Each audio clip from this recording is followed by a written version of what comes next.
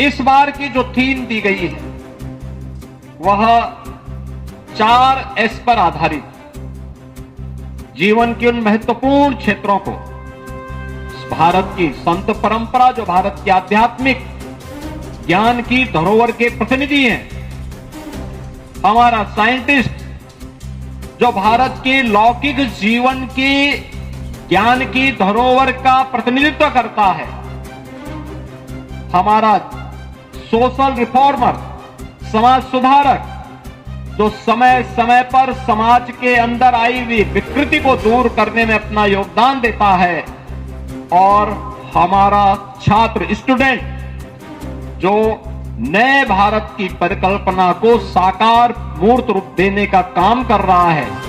इन चारों को मिलाकर के महर्षि अगस्त को ध्यान में रख करके इस कार्यक्रम को आगे बढ़ाने की थीम के साथ एक कार्यक्रम आगे चल रहा है।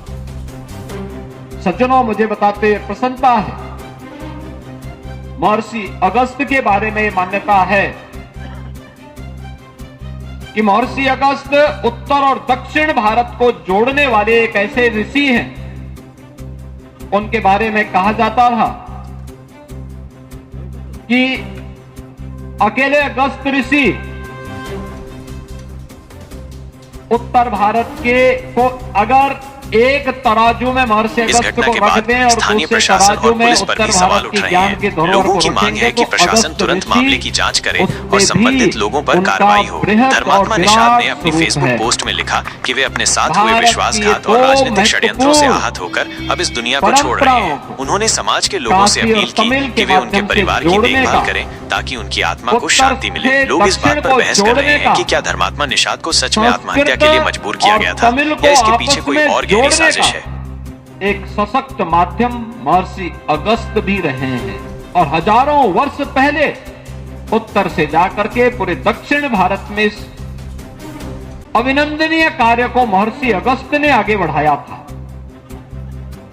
कहते हैं भगवान राम को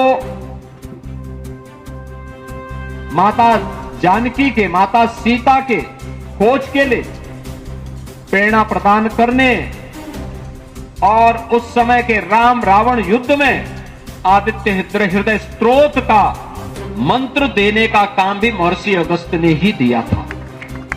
यानी हजारों वर्ष पहले महर्षि अगस्त के बारे में जो श्रद्धा का भाव तमिलनाडु के घर घर में है, वही श्रद्धा का भाव काशी में भी है, वही उत्तराखंड में भी है। उत्तराखंड में तो एक स्थल का नाम ही अगस्त ऋषि, अगस्त के नाम पर है, अगस्त मुनि के नाम पर है। यहां पर कई मंदिर अगस्त ऋषि से जुड़े हुए हैं। अनेक ऐसे उदाहरण हैं जो आज भी हमें एक नई प्रेरणा प्रदान कर रहे हैं। और इस अवसर पर जब हम लोग आज इस कार्यक्रम के साथ जुड़े हुए हैं, मुझे बताते हुए प्रसन्नता है कि जो अलग अलग क्षेत्र से जुड़े हुए महानुभाव इस काशी तमिल संगमम के साथ आज से लेकर के 24 फरवरी तक बनने जा रहे हैं, उन्हें काशी के भी दर्शन करने के अवसर प्राप्त होंगे। प्रयागराज में भी त्रिवेणी में आस्था की डुबकी लगाने का, महास्नान का भागीदार बनने का अवसर प्राप्त होगा, और अयोध्या में भी रामलला के दर्शन करने का सौभाग्य प्राप्त होगा।